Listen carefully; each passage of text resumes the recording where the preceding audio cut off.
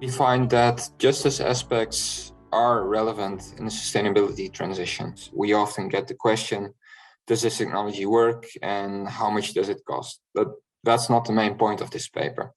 We already know that there are multiple options to significantly reduce emissions in the steel industry, and we increasingly understand the sustainability transition as a wider socio-technological system rather than just technological innovation.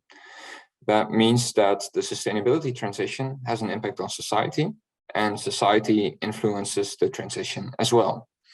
Justice has a key role in that system.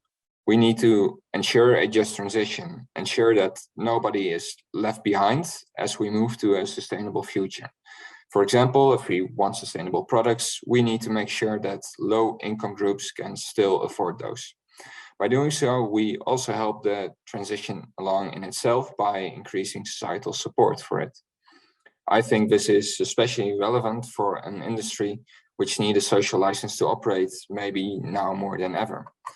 But this is a very generalized approach to this idea, and if we want to contribute to decision-making, we need to work this out in detail, and that's what we do in our paper.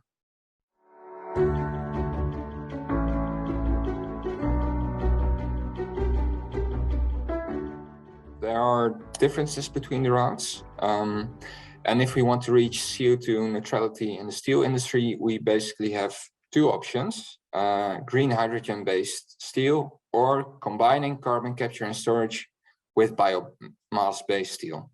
We find that the green hydrogen route might deal best with environmental concerns, but it requires new infrastructure and facilities, which may result in relocation of the industry, with potentially negative consequences for local economies.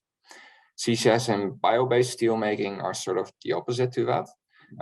They are based on similar principles as current steel production, and as a result, we can reuse existing infrastructure and parts of facilities. This helps retain the industry on location along with local jobs, for example, but this also means we don't move away from a fossil fuel system. Both options also have significant impacts on justice throughout their supply chains. Think of coal mining, harvesting biomass that might compete with food, but also siting of infrastructure like windmills to generate electricity. And these are not often sufficiently considered by the decision makers, which are generally industry or local to national governments. Of course, there's more, and I would encourage anyone interested to have a look at the paper where we go into more detail.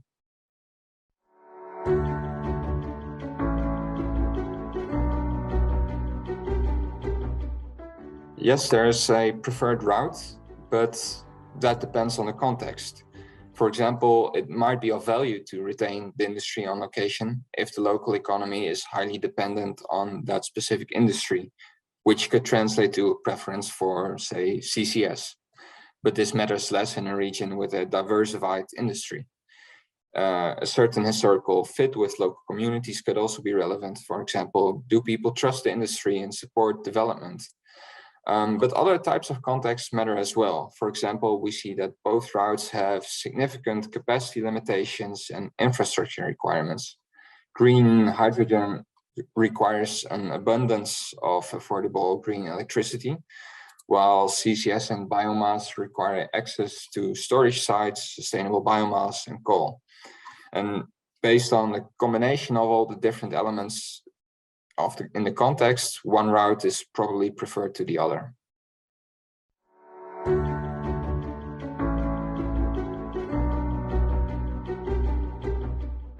I would give at least two recommendations to policymakers.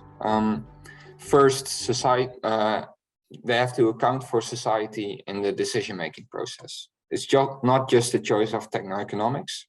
And I'm saying this not only because it's the right thing to do, but also because there's plenty of evidence of failed projects due to public resistance, for example.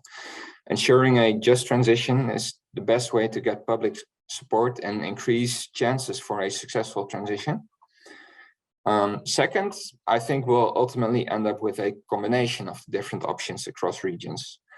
Availability of resources also limit the total capacity of either individual options, and it is then up to the decision makers to consider all aspects, including justice, in order to choose the best possible option in the local context. If we do this, we can maximize the benefits, minimize the burdens of sustainability transitions, and reduce greenhouse gas emissions as fast as possible.